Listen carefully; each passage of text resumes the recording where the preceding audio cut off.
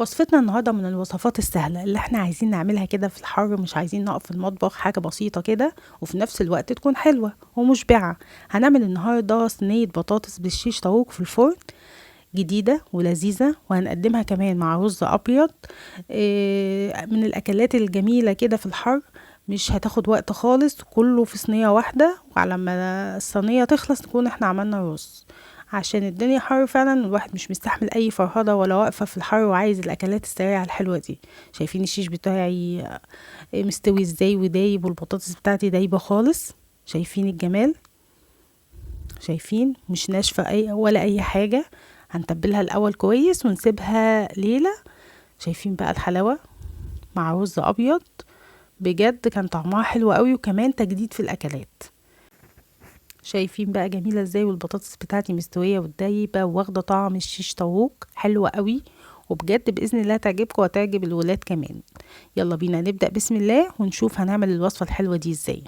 اول حاجة في بولة هنضيف معلقتين كبار زبادي، عليهم 10 فصوص توم مفرومين، صلصة.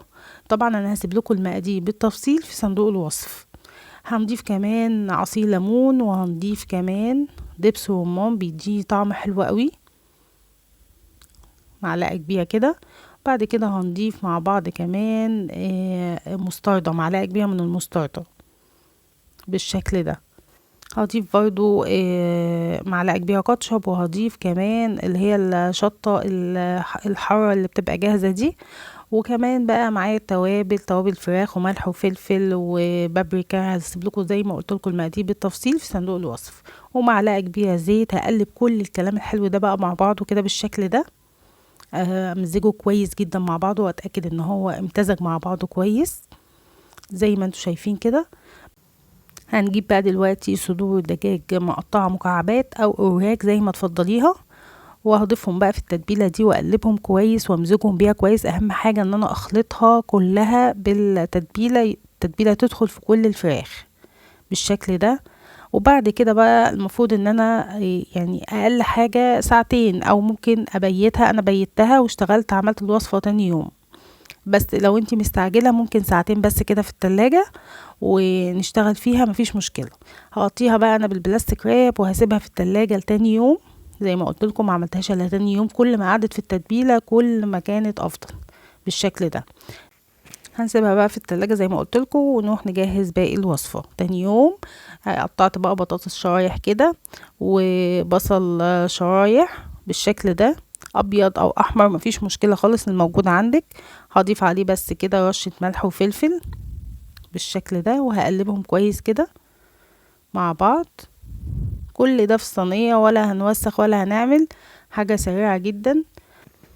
هنضيف بقى كمان شرايح من الفلفل الاخضر، لو حابه تضيفي بقى ايه شرايح كمان فلفل شطه، شرايح طماطم، براحتك خالص. انا اكتفيت بالفلفل الاخضر وما رضيتش احط فلفل الوان، لاني هحطه في الشيش طاووق، فعشان يبقى الموضوع مختلف شويه.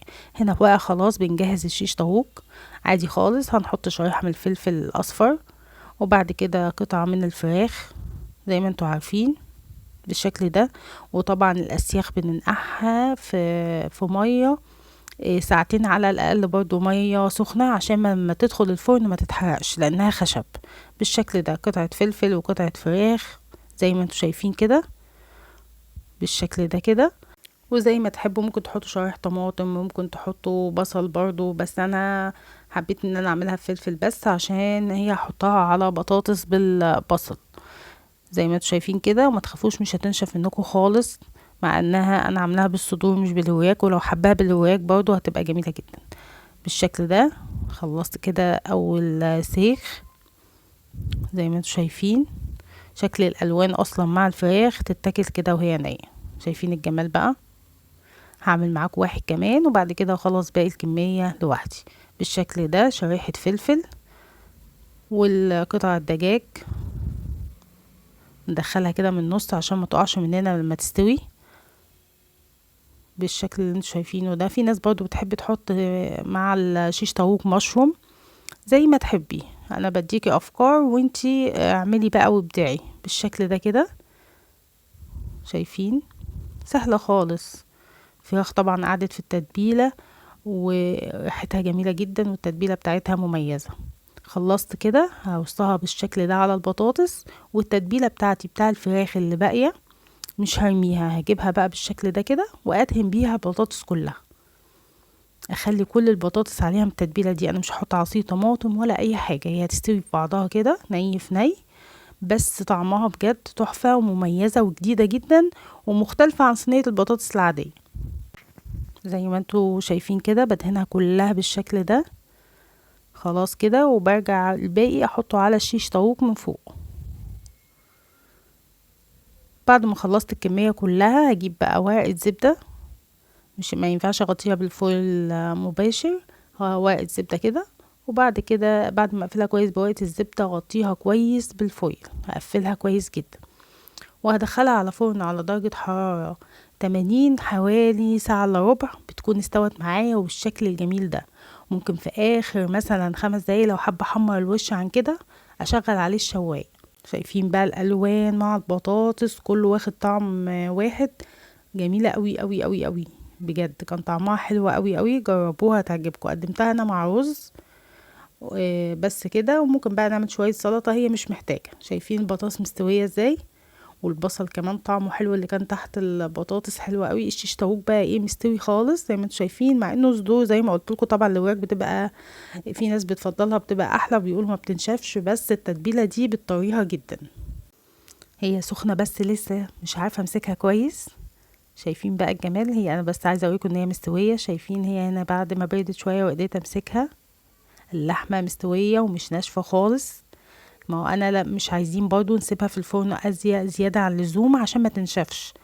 الحاجات دي كل ما اتسابت في الفرن هتنشف قوي وهتبقى يابسه كده، وتحس ان احنا بناكل حاجه زي الجلده كده. لا احنا عايزينها جوسي كده، اول ما نحس انها استوت خلاص وريحه طلعت كده نكشف عليها ونشوفها. شايفين بقى البطاطس مستويه، وده سيخ تاني اهوت مستوي خالص.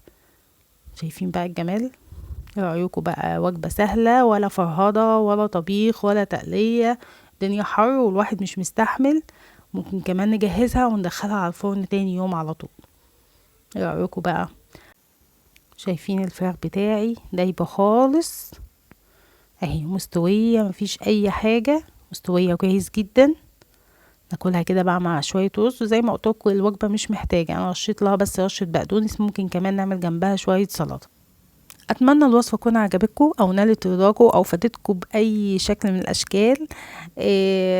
لو اول مره بقى تشوفوني وعجبتكم الوصفه اشتركوا معايا وفعلوا الجرس عشان توصلكم كل وصفاتي، وباذن الله استنوني في فيديو جديد.